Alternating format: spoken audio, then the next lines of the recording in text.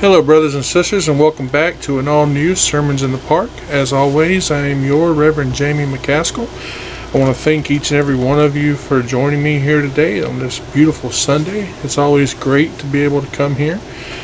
Just in case she decides to watch today, I want to make sure that here on video on Sermons in the Park, I want to wish my mother, Susan Barbeau, a very happy birthday.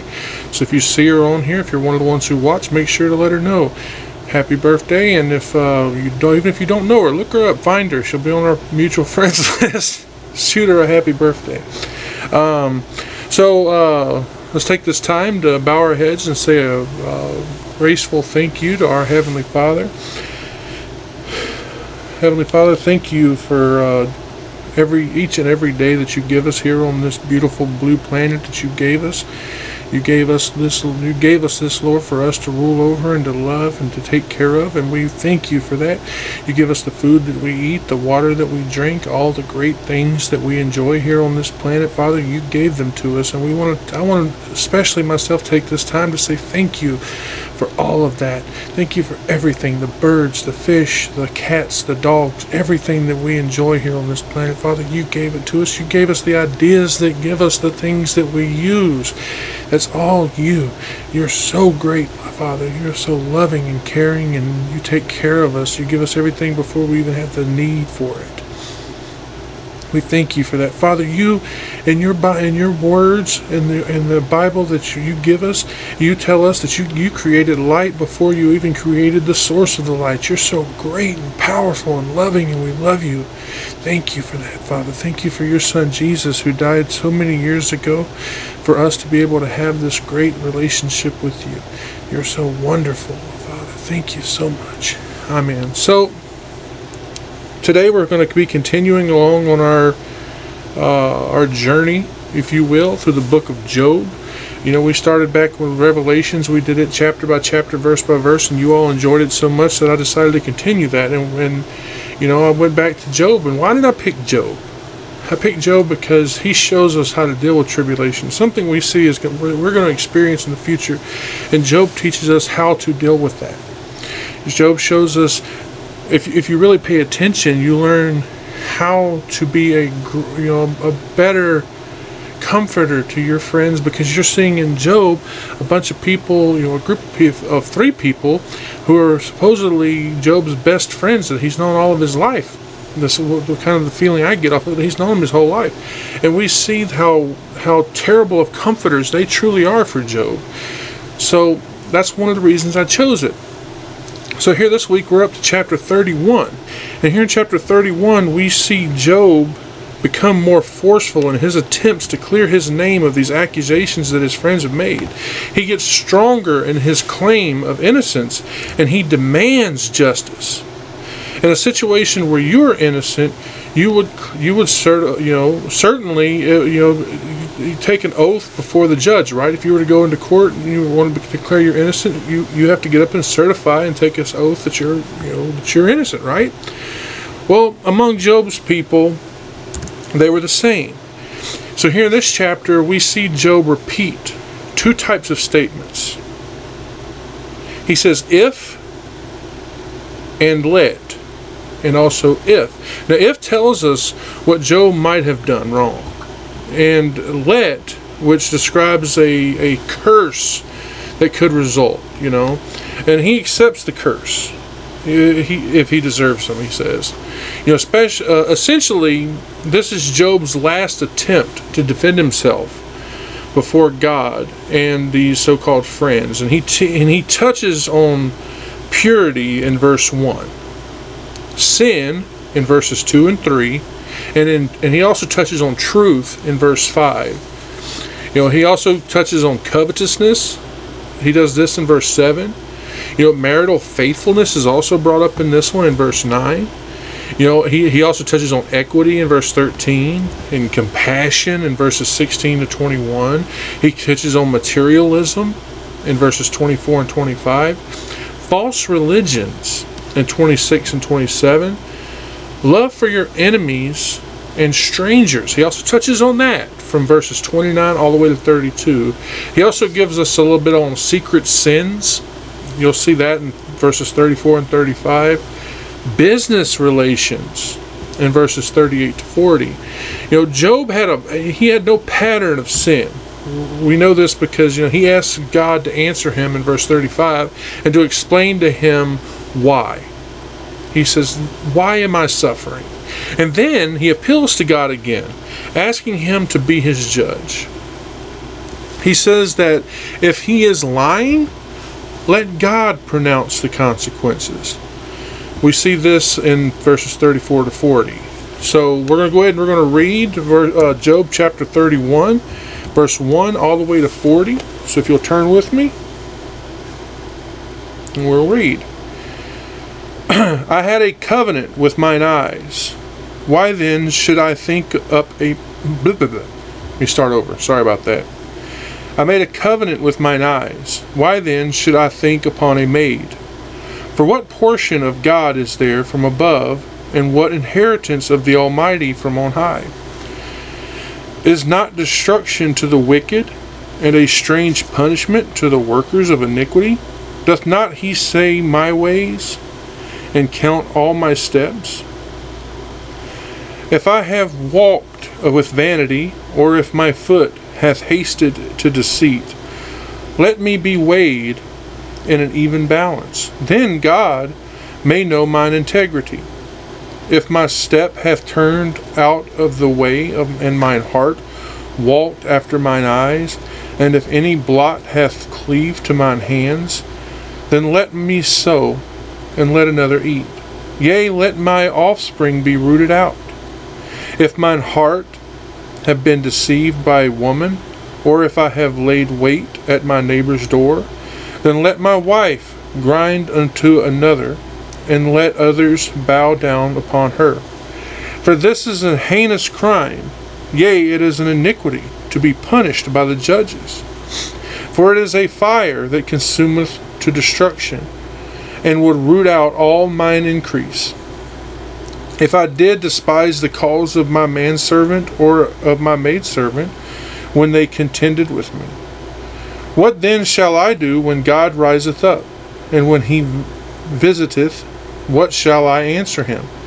Did not he that made me in the womb make him? Did not one fashion us in the womb? If I have withheld the poor from their desire, or have caused the eyes of the widow to fall, or have eaten my morsel myself alone, and the fatherless hath not eaten thereof. For from my youth he was brought up with me, and with a father, and I have guided her from my mother's womb.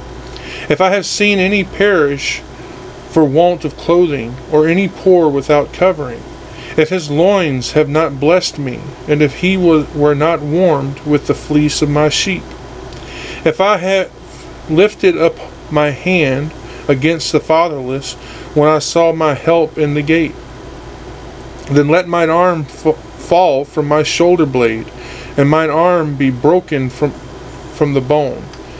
For destruction from God was a terror to me, and by reason of his highness I could not endure.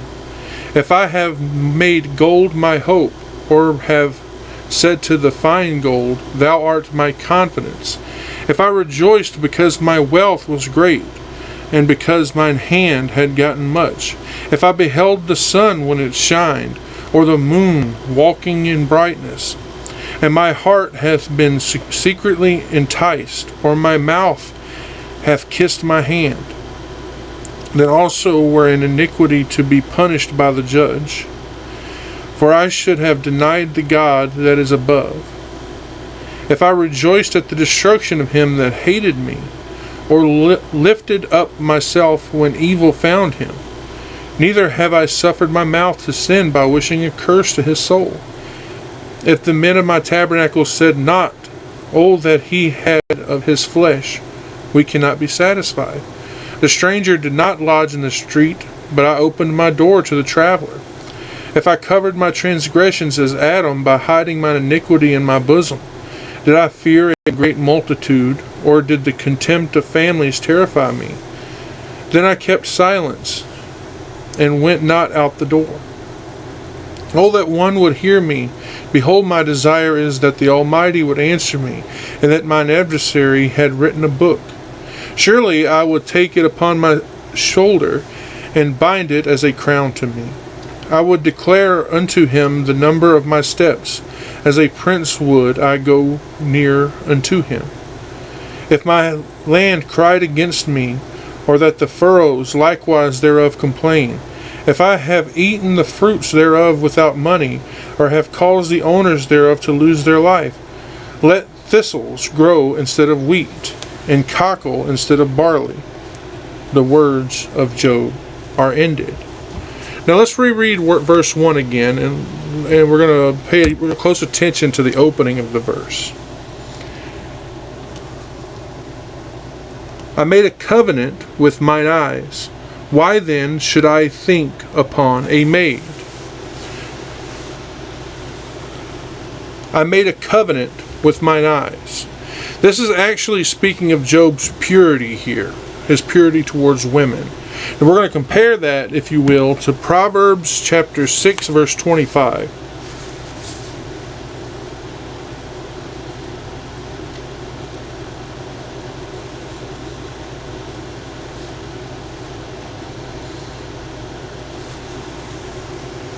Proverbs 6:25 says, "Do not desire her beauty in your heart.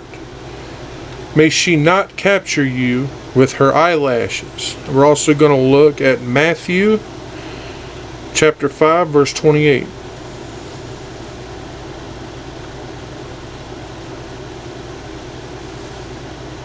It says, "But I say to you that everyone who looks at a woman to lust for her has already committed adultery with her in your heart." You see, have you ever noticed that the first step in temptation is actually to gaze on it with desire? You know, so let's look also at, we're going to look at a couple more verses here. We're going to look at Psalm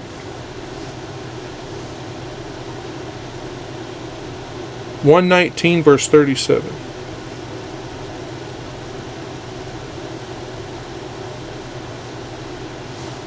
Turn away my eyes from looking at what is worthless. Revive me in your ways. We're also going to look at 1 John 12:16.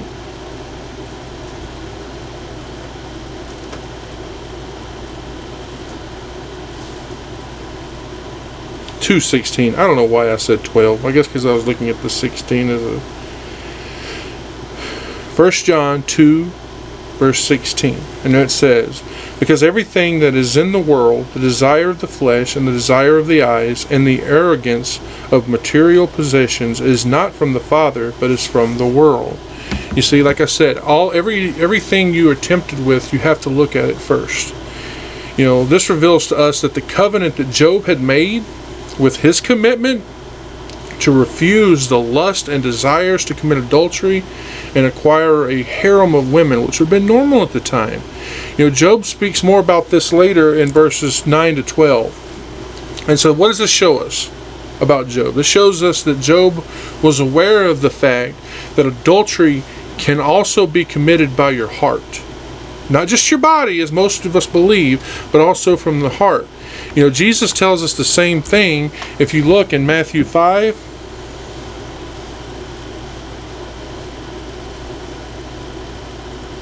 We're going to be looking at verses 27 to 28. This is from the Sermon on the Mount, and it's Jesus. He's talking about, you know, adultery and lust, right? He says, "You have heard that it was said, 'Do not commit adultery.' But I say to you that everyone who looks at a woman to lust for her has already committed adultery with her in the heart." You know, just even looking at it, you know, looking at a woman with lust, or if you're a woman looking at a man with lust, just looking upon them and lusting for them, thinking, man, you know, you want to sleep with them, you're automatically committing adultery in your heart. You know, Job had made a promise to himself that he would never even look at another woman in lust. You know, Job was faithful in his marriage. We know this. He was not an adulterer. You know, when we move forward from here, we will see that even though Job protested the accusations his friends had made and their logic, Job must have believed in the same principles of retribution that they believed in. Let's look real quick at Proverbs chapter 5, verse 21.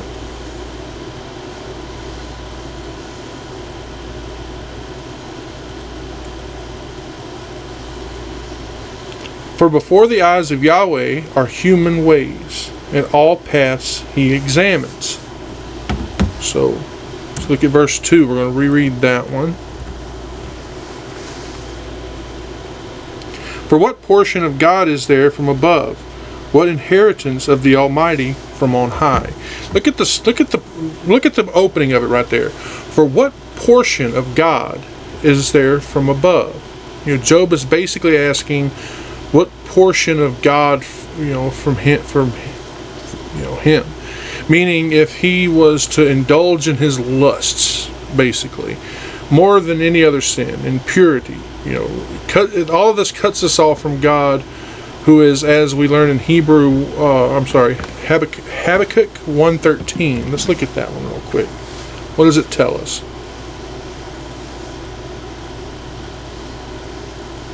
Habakkuk 1:13.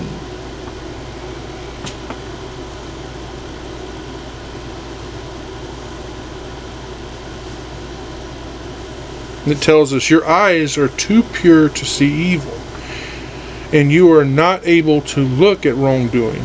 Why did you look at the treacherous? Why are you silent when the wicked swallows up someone more righteous than him?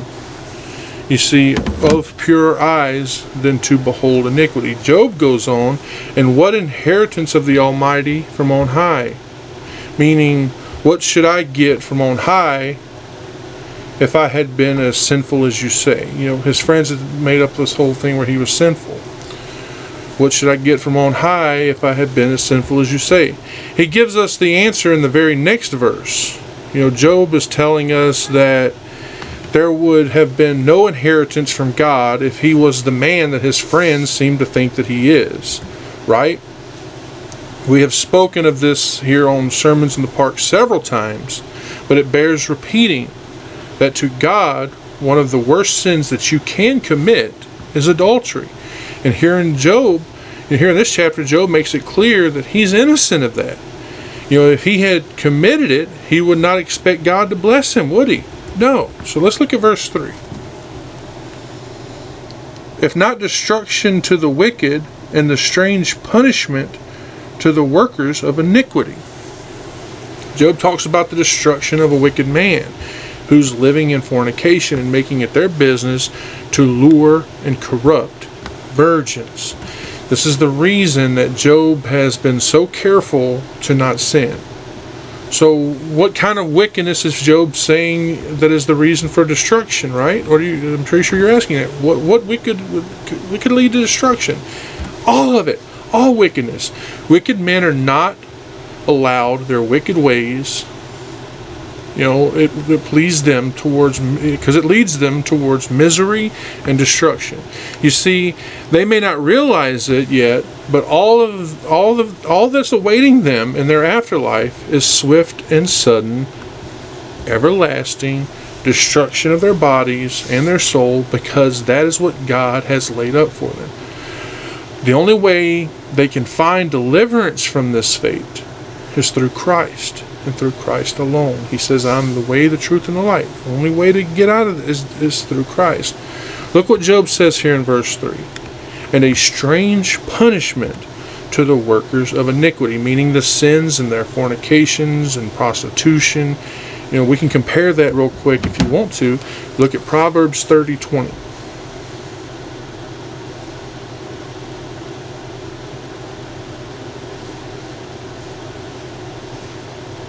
This is the way of a woman committing adultery.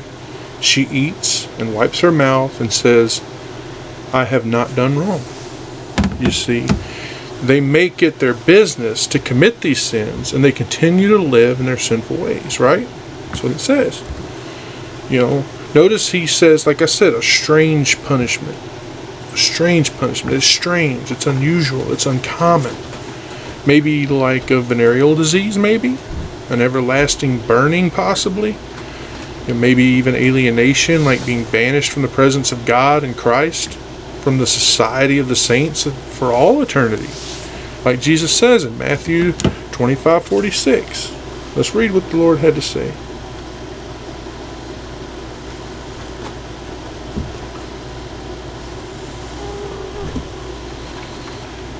And these will depart into eternal punishment, but the righteous into eternal life. Amen. Like I said earlier, all this awaiting them is their destruction of their bodies, their soul, and their spirit. If you live a life of sin and you do not accept Christ, then all you can expect is the punishment that God says that you deserve. You see, Job had not sinned. He doesn't understand why he's suffering like this. Let's look at the next verse, verse 4. Doth not he see my ways and count all my steps? Look right there what he says. He. Who is this he?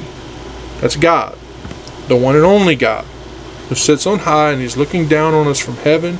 He sees all that we do. There is no place you can hide. No darkness dark enough to hide you. We talked about that a while back, didn't we? How the adulterer uses the night because no one will see him. But that does not hide him from God. Of course, Job knew this.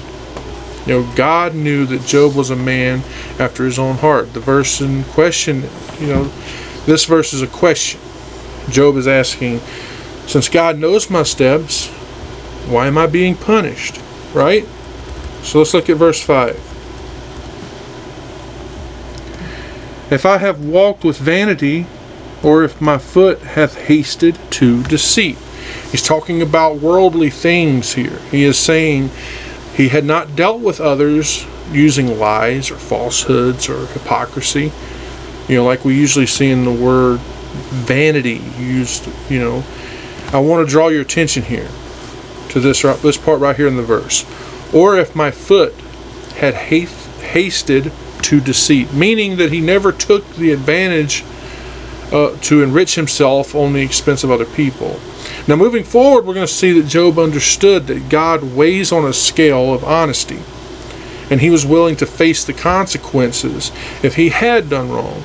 He even makes it sound like he was willing to allow his wife to sleep with another man if he had committed adultery. Let's look at the next verse, verse 6. Let me be weighed in an even balance, that God may know mine integrity. He's saying that he wants nothing more than to have God search and weigh his heart in his life, in balances. Why? Well, he tells us that God may know. So that God will know or even upon searching he will find, I should say. He's speaking of God like a man. He continues, mine integrity. Again, this is Job making an appeal to God to be, his witness. Like I said, Job wants God to weigh his life and his heart in balances. If Job had, committed some sin that he was unaware of, then these balances would tip in his favor because of all the good that he had done. Let's look at verse 7. If my step hath turned out of the way, and mine heart walked after mine eyes, and if any blot hath cleaved to mine hands. He starts off this verse again with if. We talked about that earlier, remember? He's saying, if at any time he had turned away from the straight and narrow path and he had done it, some of us sometimes go, I didn't mean to. Job is basically saying, if I turned away from this straight and narrow path and I did it on my own, I chose to do it, right? And he would know because he had listened to godly men and he had read the laws of Moses. He says, let the consequences for this come. He mentions the consequences in the next verse. He also says, or if mine heart hath walked after mine eyes, meaning if he was guilty of any sin that are plain to see. Now, don't forget that God himself had testified to the fact that Job was a perfect and upright man, didn't he? Remember that? We saw it way back when. Well, let's look at that verse. It's Job chapter 2, and we're going to look at verse 3. Just to kind of remind you. And the Lord said unto Satan, From whence comest thou? And Satan answered the Lord and said, From going to and fro in the earth, and from walking up and down in it. Sorry, I went back too far. That was verse 2. Verse 3. And the Lord said unto Satan, Hast thou considered my servant Job, that there is none like him on the earth, a perfect and upright man, one that feareth God, and escheweth evil? And still he holdeth fast his integrity, although thou movest me against him to destroy him without cause. Again, he's telling us what? That Job is an upright man. Job hadn't done these things. So what does Job say here? And if any blot hath cleaved to mine hands. This is speaking of something that he had gotten through sin, right? Through fraud and violence of some kind. Now those consequences that we spoke of, what did he say? Well, we're going to read on. This is in verse 8. Then let me sow, and let another eat. Yea, let my offspring be rooted out. Look at the opening of this verse. What did Job say? Let another eat. He's saying to let a stranger, someone he doesn't even know, enjoy the fruits of his labors. That's what he's saying there. Now, while we're thinking about that, let's look at a couple more verses here. We're going to look at Leviticus 26:16.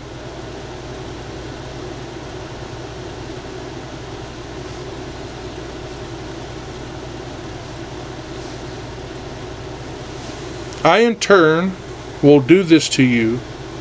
I will summon unto you horror, the wasted disease, and the fever that wastes eyes, and that drain away life.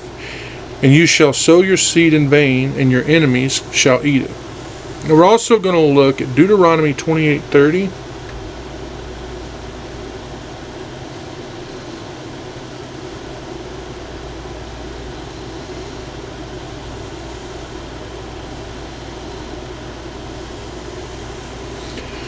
You shall become engaged to a woman, but another man shall sleep with her.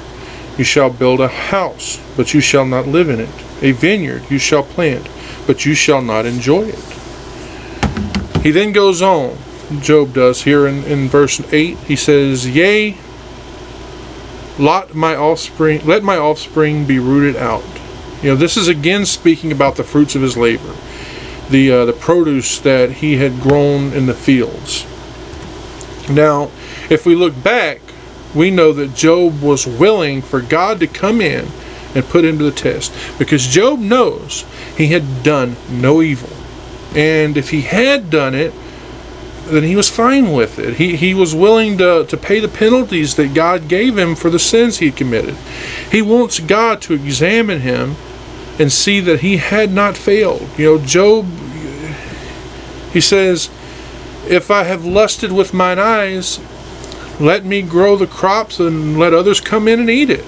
He was willing for his children to be disinherited if he had done these things. So let's go on to verse 9.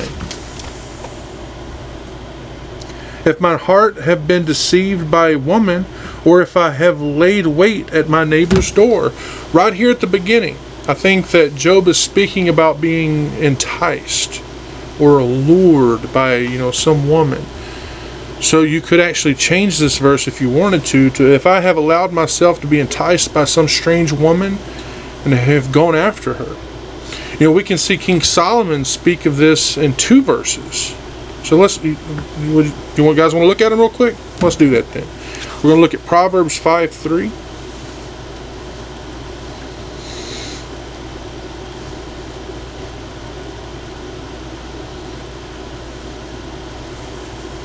For the lips of the strange woman will drip honey, and smoother than oil is her mouth. And then he also speaks of it again in chapter 6, verse 24. He says, in order to preserve you from an evil woman, from the smoothness of the tongue of the adulteress. Now I want you to look right here. What does Job say? He says, "And if I have laid wait at my neighbor's door." This is speaking of him waiting around, right? He's like watching for his neighbor to leave on some trip or something. He's waiting for his chance when no one is looking. Like I said, while his neighbor, which is sometimes a lot of times if you look in the Bible, we say that word neighbor, and it's used to say that this is a good person. He's waiting on him to leave. He's waiting on him to go away. I say this because a good person, because of what Solomon says. If you look at Proverbs chapter 7, verse 19, what does Solomon say here? "For there is no man in his home. He has gone on a long journey." Remember, this is not Job confessing. Some people think that Job confessing, but he's not. This is something that he has done. He hasn't done this. He's not confessing to something that he had done. But he's speaking of something that these friends might have suspected him of. So let's look at verse 10, okay? What does verse 10 tell us? "Then let my wife grind unto another, and let others bow down upon her." Do you understand what Job is saying here? He's saying he will allow his wife to become a maid, if you will. Grinding the corn for some other wife. I don't know if you know this, but as far as female slaves go, from Job's time, the slave that ground the corn was actually the lowest position. We see evidence of this in two different verses. If you'll turn with me, we'll look at Exodus chapter 11, verse 5.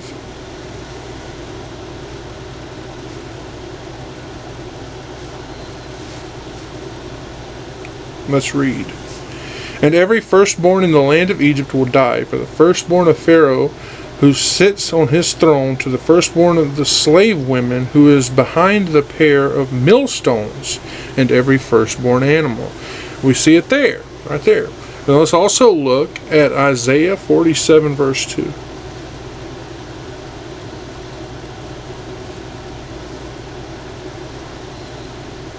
"Take the pair of millstones and grind flour. Uncover your veil. Strip off your skirt. Uncover your thigh. Pass through the rivers." Now look what Job said right here. I want you to look at this part specifically here in verse 10. He says, "And let others bow down upon her." This means that they are her master. She is degraded to the extreme. This is Job actually being very modest in his description of something very filthy. Because basically what he's getting at here, as I described to you earlier, is that if he had taken this opportunity and he had deceived some other woman, or been deceived by some other woman, or if he had tried to take his neighbor's wife, or as the Ten Commandments call it, he coveted, then he would allow other men to have his wife. Now this sounds cruel towards the wife, but let us remember, Job knew that he had done nothing. He had done none of this. Right? So let's look at verse 11. "For this is a heinous crime, yea, it is an iniquity to be punished by the judges." Now remember, we spoke of this earlier in our series, but it bears repeating here. Adultery is a heinous crime against the Lord. Whether you made the choice to do it, or it was caused by something that you like to believe was designed in some great conspiracy, even if you had solicited, or you were solicited by some person, it's still an iniquity that is to be punished. Just like Job is saying here. Now, let me draw your attention to how many words are italicized here in verse 11. It's crazy, but I want to draw your attention to it. It is an iniquity to be punished by the judges. If you were to look this verse up in Hebrew, you will see that it actually says an iniquity of the judges, meaning the judge should take note of it and punish that person's guilt, even if it was to death. And no, this is not just because the law of Moses says so, but because this was a law and a custom in other countries as well. If you were to look it up, it's even, like I said, in even the most heathen of countries, they still punished adultery. Let's look at verse 12. For it is a fire that consumeth to destruction, and would root out all mine increase. Look at the first part again, speaking of the fire that consumes. This is talking about how adultery is something that brings down the wrath of God. So that like what we read in Deuteronomy, let's turn there and look at it real quick. Deuteronomy 32:22.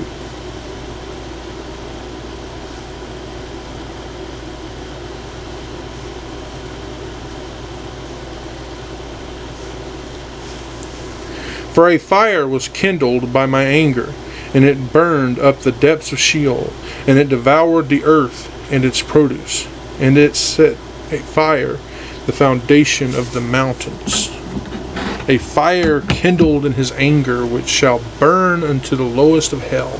Now, let's compare this to what David said of his transgressions in 2 Samuel 12:9-13.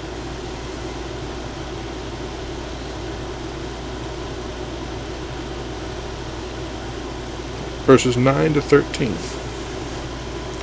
Why have you despised the word of Yahweh by doing evil in his eyes? Uriah the Hittite you have struck down with the sword, and his wife you have taken to yourself as wife. You have killed him with the sword of the Ammonites.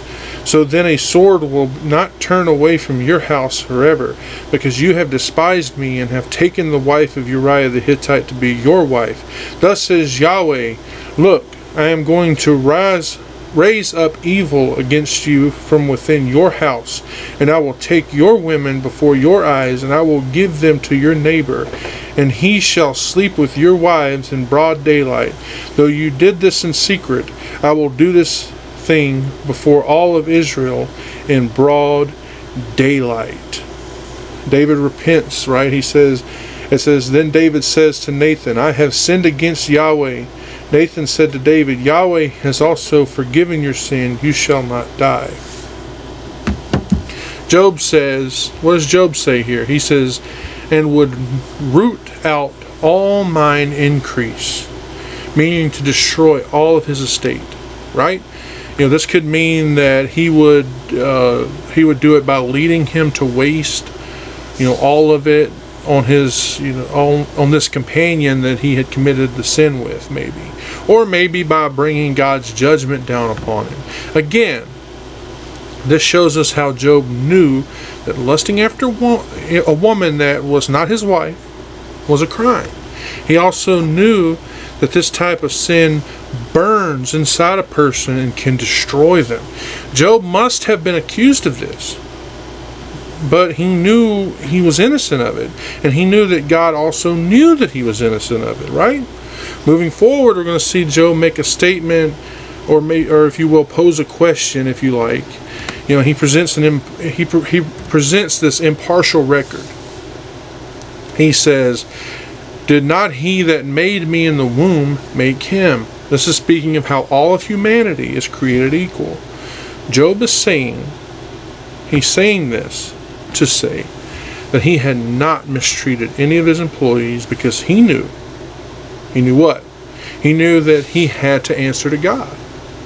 Now, look at what King Solomon said of this very matter. What did he responded to this? He spoke on this in Proverbs 14:31.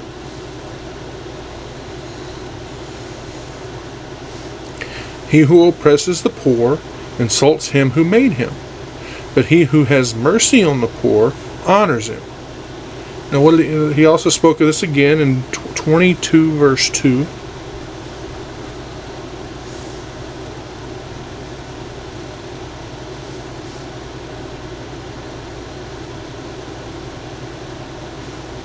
Rich and poor have much in common. Yahweh is the maker of all of them. Amen. So let's look at verse 13. If I did despise the cause of my manservant or of my maidservant, when they contended with me, Job is saying that if he had used his power to overthrow his servants, or even if he had took what was theirs by right. And since everyone knew that Job had dealt with them in just manner and was kind to them, then no one can ever blame him of being cruel. Now, look what Job says right here. He says, when they contended with me. They couldn't say that he gave them a burden that was too heavy. What he means. Or he hadn't provided, he hadn't provided for them when they needed it. It seems from what we have read so far that Job was very patient and he did what was right for his servants. That's what I've gathered from that. So let's look at verse 14. What then shall I do when God riseth up, and when he visiteth? What shall I answer him? I want to ask you something. Has God made it clear to you, that he regards, or I should say, has Job made it clear to you that he regards God as the avenger and the champion to those who have been oppressed? Job knows that if he had dealt harshly or cruelly with someone that depended on him, then God would rise up, as he says here, and punish him. Job asks, what could I do if God visits? All he could do was submit and be silent, because there would be no defense that God will accept. God doesn't accept that, God doesn't accept that. That slave or that servant, if you will, that person is a man and a brother, one of God's creatures, and is his master's equal. In God's eyes, the slave and the master are on equal footing. As we have read so far, we know that Job was full of compassion for these poor and his servants. There is no way that he would have mistreated them. He says here that if he had mistreated them, then he would expect no better from God, because he is a servant of God. Amen? So let's look at verse 15. Did not he that made me in the womb make him? Did not one fashion us in the womb? If you have trouble with what it says here, don't worry, I'm going to try to explain it to you. Job is saying that God had made us all of us, every person, every race. God made all of us. And we can compare that, if you want to what Paul says in Acts. If you'll turn with me to Acts 17:26.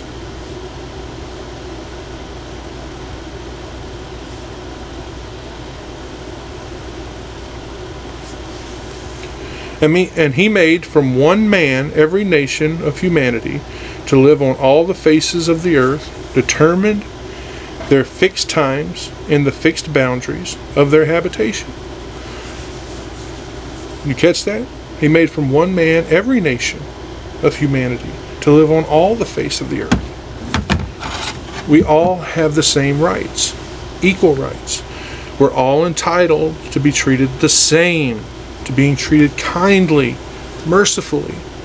To me, this shows how wise Job truly was, because he recognized at a point in human history, an early point, that all men, every one of us, were created equal. We do not see anyone else saying anything close to this before that moment in the Bible. After this we see it a lot, but I want to draw your attention to two of them. 1 Timothy 6:2.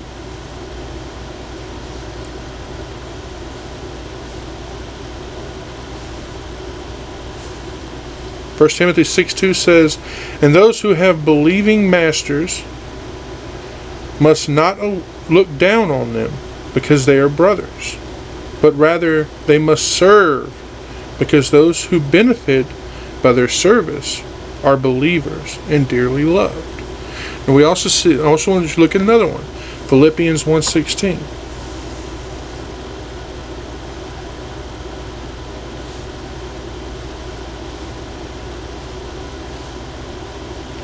The latter do so from love, knowing that I am appointed for the defense of the gospel. I think might have wrote down the wrong verse there. Oh, no, that's right. the later do so from love. I just love here in verse 15 of the one we're on. I just love the part right here where how Job is saying that all men were created equal by God. I love that part because God, in God's eyes, no one's greater than the other. You have heard me say this a lot, but I want you to remember, God is not a respecter of persons. Amen. So moving forward, we're going to see Job give God he gives God permission to do what he wants. Even if God needed to take a limb off of him, Job feels that if God thinks he deserves it, then he deserves it. Right? So let's look at verse 16. If I have withheld the poor from their desire, or have caused the eyes of the widow to fall. He's saying that if he had denied the poor their desires, meaning their necessities, or even their justice, because I want you to remember, we learned that he helped in that manner as well. Job, he was not obligated to grant desires that are vain and excessive, right? He goes on. Or have caused the eyes of the widow to fail. This tells us that when the widow needed something, that Job never denied it. He probably dropped what he was doing and he went and helped. He never delayed. This is important because remember, we read as Eliphaz actually blamed Job of this. And of course we know that Job denied it. We know not that Job did we know now, that Job did the exact opposite. He helped the poor. He helped the widows. He did everything he could to help anyone who was ever in need. So let's look at verse 17. Or have eaten my morsel myself alone, and the fatherless hath not eaten thereof. Look at the beginning of this verse. What Job is saying there is that he divided his provisions, his property, if you will, as a way to help the poor. He goes on to say, and the fatherless hath not eaten thereof. This is a type of needy person who is put before the rest, right? The fatherless. Job was made sure to help everyone, especially those who were fatherless and the widows. But just like earlier, he mentions these specific people because we know that Eliphaz had blamed him for that, didn't he? Job is a great person. He shared his own rations with those in need. And remember, this was also one of his good memories. When we were discussing his memories earlier before the calamities, this is one of his good memories. So I could picture, where Job is sitting there on his porch and he's eating his bread or something, and some poor guy was walking by and saw Job eating his bread. Job probably ripped it in half and offered him some. It's just the kind of guy that he was. So let's look at verse 18. For from my youth he was brought up with me, and with a father, and I have guided her from my mother's womb. Job is saying here that he had always protected orphans and did his best to help the widows. Job had made it a habit to do it. That's what it says. I know that this seems a stretch, but it is what I gather from what we read here. It seems to fit the principles of Job that we have read, doesn't it? We know that Job helped the poor. He helped the widows. He helped the orphans, or as he calls them, the fatherless. And it sounds like from this verse that he had done it from a very early age. It sounds like he was trained to do it since he was a child. He made sure that he provided he made sure that he provided for those who were in need. Let's look at verse 19. If I have seen any perish for want of clothing, or any poor without covering. Here in verse 19, Job is turning his attention back to the poor again. Before this, it was the widows and the fatherless. Here in this verse, he makes it clear that he had assisted the poor when they were in need. Look right where it says right there, or any poor without covering. He means sufficient covering, meaning he kept them warm. Remember earlier how we discussed that, how Job would have seen people in need, and he says here that he had made sure that they had clothes. They weren't naked at night and freezing. So let's look at verse 20. If his loins have not blessed me, and if he were not warmed with the fleece of my sheep. Your loins would need to be covered and girded, right? We've mentioned this before. Job gave them what they needed. This shows us that he did it so much that he was known for it. He was known to be very generous, and people would send up prayers for God to bless him because he made sure that they had clothes and that they were comfortable. He goes on to say, and if he were not warmed with the fleece of my sheep, you could change your clothes.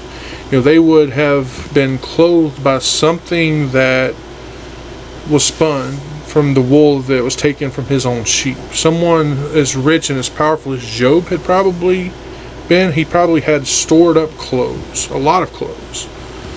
And he had been ready to give them to anyone who was naked or possibly didn't have any clothing that fit them properly. We can compare this to Isaiah if you want. We'll look at Isaiah 58:7.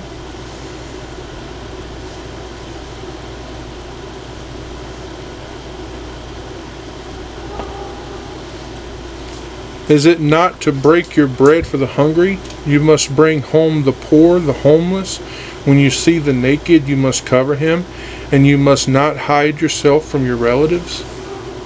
Job is a great person. He would give the wool from his sheep to clothe those who had nothing to wear. Man, if we could all just be like Job, right? Let's look at verse 21. If I have lifted up my hand against the fatherless when I saw my help in the gate. He mentions lifting up his hand here at the beginning. This is talking about lifting it to smack someone, if you will, or to punch them, even like the fist of sickness. That's actually a phrase from Isaiah 58:4. Look, you fast to quarrel and strife, and to strike with a wicked fist. You shall not fast as you do today, to make your voice heard on the height. Meaning that this is talking about bringing someone to judgment, or what we discussed earlier, the judgment seat, so that you can take something away from them, take away their rights. So oppressors do this a lot. Look what Job says though.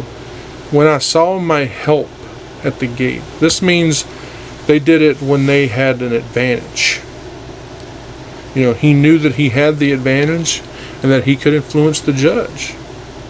So he's not doing it while his help is at the gate. Let's look at verse 22. Then let mine arm fall from my shoulder blade, and mine arm be broken from the bone.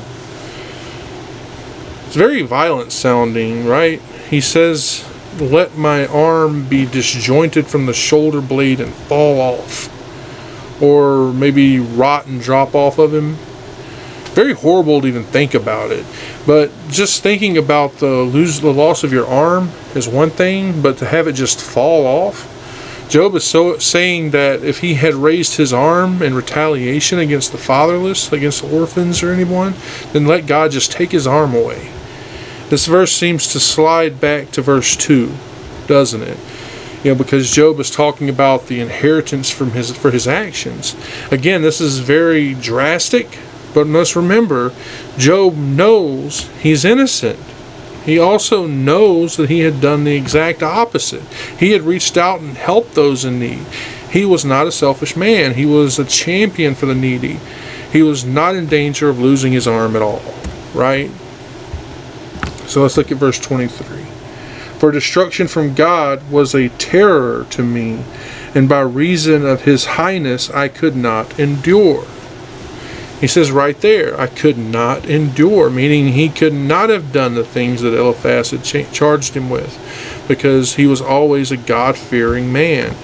If the thought had even crossed his mind, he would have turned away because of this. If anything, just the fear of God's judgment would have stopped him. look at the whole part. Look at the whole part there. And by reason of his highness, I could not endure. He is saying he could not have resisted the excellency and the majesty of God. The only thing Job feared is God. He does all he can to live an excellent and perfect life because all he wants to do is what? He wants to please God. Now from here on we're going to read as Job reaches the end of his final defense. That's right, his final defense. He tells us that his hope was not in gold. He had never committed false worship. This would be things like, throwing a kiss at a false god, or as a pagan would do, kiss the hand. Anyway, Job goes on to say that he had never rejoiced in someone else's misfortune, not even those who hate him. He had never said curses at people. He never mistreated people.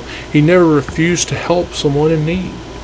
So let's go ahead and read on into verse 24. If I had made gold my hope, or have said to the fine gold, thou art my confidence.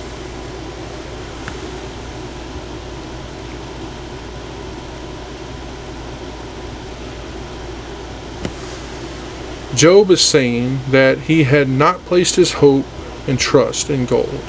He didn't expect it to keep him safe and happy. I mean, I'm sure Job knew that gold was nice to have. He just knew that it can't be, it's not his savior. Gold is not God. So let's go on to verse 25. If I rejoiced because my wealth was great, and because my hand had gotten much. This tells us that Job felt that it was not a good idea to even care a lot about his wealth. He seems to feel the same as Paul does when he says that covetousness is idolatry. That's in Colossians 3:5. He then moves on from gold and starts talking about other such worship in the very next verse. So we know that Job had never bragged about being wealthy. He was not a proud man. He was not proud because he knew that these were all just blessings from God. And as we know, he said earlier, the Lord giveth and the Lord taketh away, right? So let's look on to verse 26. If I behold the sun when it shined, or the moon walking in brightness. He's talking about the sun here in verse 26, isn't he? Saying that if he ever looked up at the sun when it was at its full strength, when it came easily, when you can easily detect our mind because it's so beautiful, it would draw people to worship it. A lot of people back then worshipped the sun. Then he goes on and says, or the moon walking in brightness. Walking in brightness actually speaks of when it shines bright and it's full. The full moon is special to those who worship it. We still see that today. They put it on calendars. All of this makes it clear that Job is speaking of people who worship the moon and the sun. This was actually the most widely known form of idol worship in the ancient world. We still hear about it today. You still read about it in your history books. We have pagans who worship earthly things, or even their own bodies, don't we? Let's look at verse 27. And my heart hath been secretly enticed, or my mouth hath kissed my hand. Job is talking about being drawn into different types of worship. Watching the sun and the moon and other heavenly bodies, how they moved and shined, how they benefit mankind. He talks about being drawn to worship them in private in some secret act of devotion, meaning he didn't give them esteem or reverence or affection. He didn't put his trust and his confidence in them. This is a secret worship of the one true God. So there must be a secret worship of false gods. This is called idolatry of the heart. You make up idols in your heart, as well as doing so in the world, right? You worship them in secret, dark places and chambers with images, just like the Jews did in Ezekiel 8:12. Let's look at that.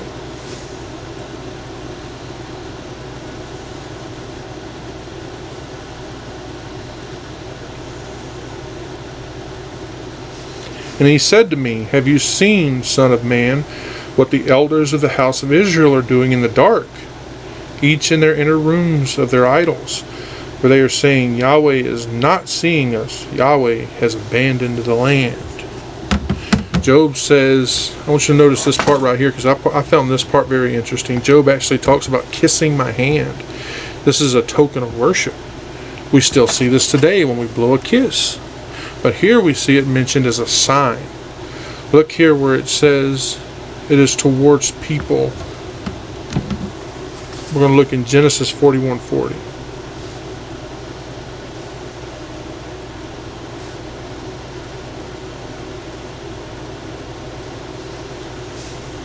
You shall be over my house, and to your word all my people shall submit.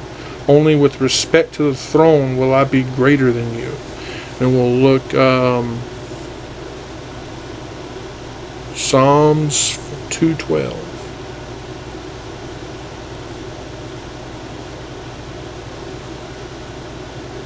Kiss the Son, lest he be angry and you perish on the way, for his anger burns quickly. Blessed are all who take refuge in him. So then that's towards a person. Now we're going to look at it towards idols. We'll see that in 1 Kings 19:18.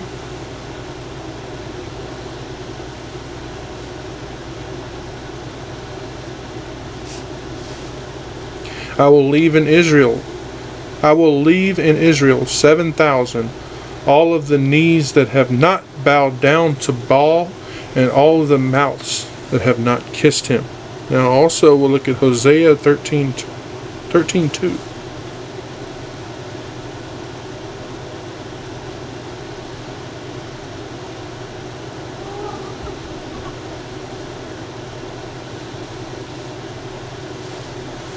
And now they sin again, and they make for themselves a molten idol, idols from their silver metal according to their understanding, all of them the work of skilled craftsmen.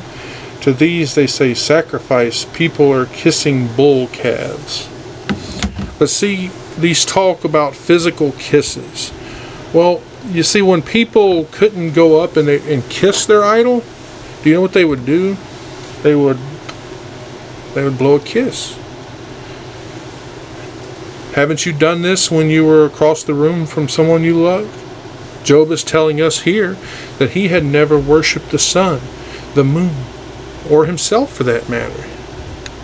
So let's move on to verse 28. This also were an iniquity to be punished by the judge, for I should have denied the God that is above. We read that, right? At the time of Job in his country, this sort of idolatry spoken of was actually practiced by some people, but it was also punishable by law. He goes on, for I should have denied the God that is above. If you worship any other God besides the one true God, then you are basically an atheist, because the Bible tells us no man can serve two masters. Or if you set up two independent gods, then you destroy the very idea of God, because you're implying supremacy over one. You know, Job is telling us that he would understand this punishment if he had indeed had some other God besides the one true God. But Job had been faithful to God. He never denied him. In fact, he called God his Redeemer in chapter 19. Do you remember that? He said, my Redeemer liveth. So let's go on to verse 29. If I rejoiced at the destruction of him that hated me, or lifted up myself when evil found him. Job is talking about his thoughts and his wishes. And because it is Job speaking, we get a little bit more. If you will, look in his case then when his friends have us. You know, that word rejoiced actually comes from the Hebrew word I'm going to have trouble pronouncing this, but I got it wrote right here. Hithganarati. That means actually to stir up. So it is right to use the word rejoice. So we know by this verse that Job had never taken his vengeance on his enemies. Why? Because he left that to God. The Bible tells us that vengeance is God's.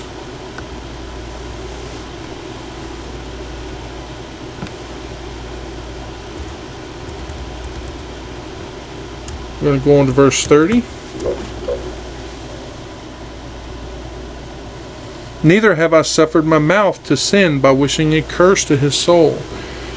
This is, of course, talking about our number one tool, and that is speech. Speech is often used as a tool to sin, especially when cursing one another or expressing bitterness against other people. If you ever had me talk to you about deliverance, I speak to people often about the power of words. But you see, Job said, no way. I'm not going to do it. He didn't speak evil or wish harm upon his enemies. That can be difficult to do. Have you ever tried, especially when provoked? Look what Job said here, because it's very interesting. He says, by wishing curse to his soul. Job says soul. That is different than the body. Our soul is superior to our body because it's immortal. He had never wished them damned, is what he's saying. A wicked man's soul would be damned and would wish that on, and would wish that on other people's souls as well. Now, if you harm somebody's body, then something bad's going to happen. Maybe some disease would rack their body. Maybe God will take away their life. Job tells us that he had never done this to his enemies. So let's move on to verse 31. This is another odd sounding verse, but we're going to look at it. Verse 31. If the men of my tabernacle said not, oh, that we had of his flesh, we cannot be satisfied. I think this verse and the next one actually should be been kept as one verse, because let's remember, the Bible, when the Bible was written, it wasn't divided up like we see today with chapters and verses. If I were to even try to make this verse make sense, I'm still going to confuse you. But hey, I'm going to give it a try. Who can find a man who was not satisfied with his meat? Even the men in my tent say no. But allow me to point here. Oh, that we had his flesh. We should not be satisfied with it. Now, let's compare that to Job 19:22.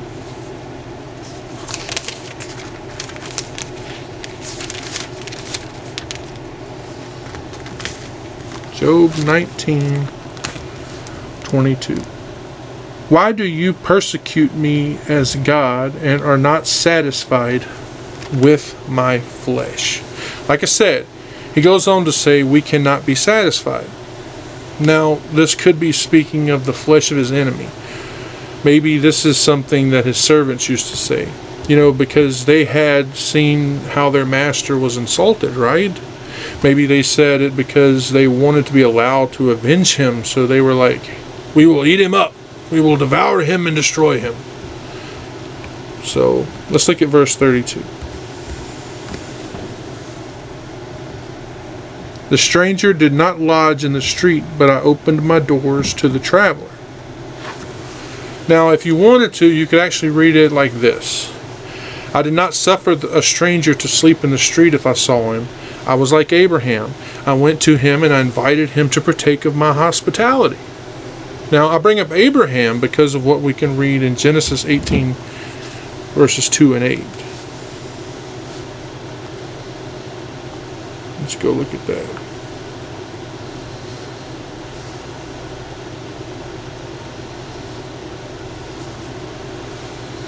And he lifted up his eyes and saw, and behold, 3 men were standing near him. And he saw them, and ran from the doorway of his tent to meet them.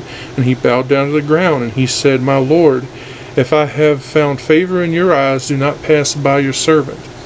Let a little water be brought, and wash your feet, and rest under the tree. And let me bring a piece of bread, then refresh yourselves. Afterward you can pass on once you have passed by with your servant. Then they said, Do so, and you have said, do as you have said. Then Abraham hastened into the tent to Sarah, and he said, Quickly, make 3 seahs of fine flour for kneading, and make bread cakes. Abraham ran to the cattle, and took a calf, tender and good, and gave it to the servant, and he made haste to prepare it. Then he took curds of milk, and the calf which he prepared, and set it before them. And he was standing by them under the tree while they ate. This is still done today by sheiks in the Middle East. Now, Job goes on to say, But I opened my doors to the traveler. He means that he literally opened his home to these strangers so that they could rest. Now, you can see why I feel verse 31 and 32 should be kept together. At least I hope you can. Because if we read the two of them together, it makes it sound like the men, his men, had said that this stranger couldn't come in, that there was no room, but Job said, No, come inside. And Job fed and he housed them. So let's look at verse 33. If I covered my transgressions as sorry, let me read that again. Sorry, I messed up. If I covered my transgressions as Adam by hiding mine iniquity in my bosom. Now, do you notice he says, as Adam? I think that actually should be as mankind. Just like we see in Hosea 6:7. Let's look at that.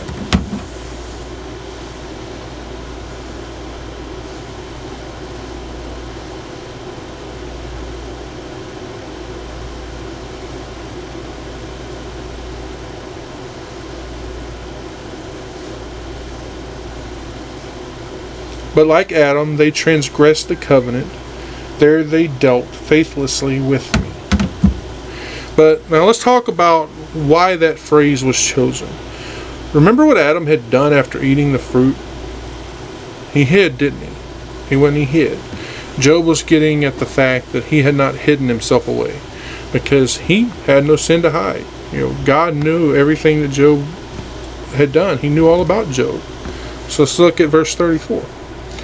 Did I fear a great multitude, or did the contempt of families terrify me, that I kept silence and went not out of the door? And there's a very simple answer to that, and that is no. They did not keep him from confessing his sins publicly when he needed to. He goes on, did the contempt of the families terrify me? And I will say it again. No. The contempt he might get by people that he knew did not keep him from confessing. He says that I kept silence. He's asking if he kept silent. And it goes on, and went not out of the door. This is talking about how someone would want to hide their face. He's saying that he wouldn't lift up his eyes or open his mouth to plead his case. And Job wants nothing more, does he? He just wants to plead his case. And it was due to this shame that a lot of people hide their sins. Job, though, it seems that Job never did that. Job isn't looking for approval from people. He wants God's approval. So he's not hiding it. So let's look at verse 35. All that one would hear me, behold, my desire is that the Almighty would answer me, and that mine adversary had written a book. Look what Job says there. Mine adversary had written a book. Job makes a wish with these words. He wishes that the perfect prosecutor, God, had written a book that would reveal his perfect will and wisdom. That Job would know why he is experiencing this pain. This would also clear his name with his friends too. Have you ever prayed and thought that God did not hear you? Job seems to feel the same way. He wants God to hear him and to answer him. He says that God, who he here refers to as his adversary, should write down his complaints. Remember, God hears your prayers. Let's go on to verse 36. Surely I would take it upon my shoulder and bind it as a crown to me. Job is saying that he would take that book, the one that contains all of his charges. He would take it upon my shoulder, is what he says, Now, when you take something on your shoulder, that means it's like a trophy, or if you would prefer, a badge of honor. And he says, and bind it as a crown to me. So he would be far from ashamed of it. He would rejoice in it. He would allow anyone to read it because he would know that he's innocent, and the book would make that clear. Now, what does this show us? It shows us that Job is willing to take all of the complaints and answer them all. He's not trying to run from his problems. He wants to take it straight to God so he can settle it once and for all. Now let's look at verse 37. I would declare unto him the number of my steps, as a prince would I go near unto him. Job's saying that he wouldn't hide anymore. He wouldn't hide anything. He would be willing to admit that his own actions, give a full account of them. Then he says, as a prince would I go near unto him. He will answer boldly. He would not be timid. He would not be shy. Just like a prince who's answering his accusers face to face. Verse 38. If my land cry against me, or that the furrows likewise thereof complain. It's very interesting, isn't it? If my land cry against me, meaning that his lands deny that he even owns it, like he got it through some wrongdoing. And he says, like, if the furrows likewise thereof complain. Complain actually means to weep. So if they weep because they were stolen from their rightful owner, it seems that Job is reaching, much like his friends had done. I mean, look at this. He's saying that if he offended the land that he farmed on, even the lands wouldn't complain about Job, would they? So let's look at verse 39. If I have eaten the fruits thereof without money, or have caused the owners thereof to lose their life. He's saying if he had eaten fruits and didn't receive a receipt. He's saying, he actually says, or have caused the owners thereof to lose their life. This could mean that he killed them to take that fruit, or maybe he had taken the fruit and the man now actually had no way to support himself. Now this one isn't such a reach once you remember that Zophar had actually accused Job of robbery, but no one even accused him of murder, had they? All of Job's lands were purchased legally. He had also received the fruits of it. He had not taken anyone else's property through theft. He paid for what he had. Now let's look at verse 40, the last verse in the chapter. Let thistles grow instead of wheat, and cockle instead of barley. The words of Job are ended.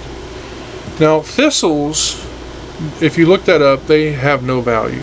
Job is so confident that he is innocent that he's willing, if he were guilty, to have weeds take over all of his land.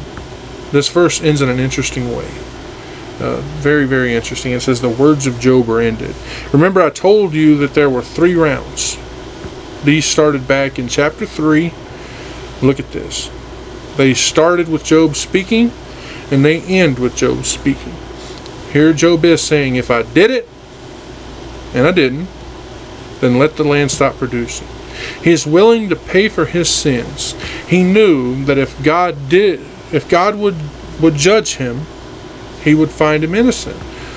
All of these last few chapters were all Job speaking. And here he is saying it's over.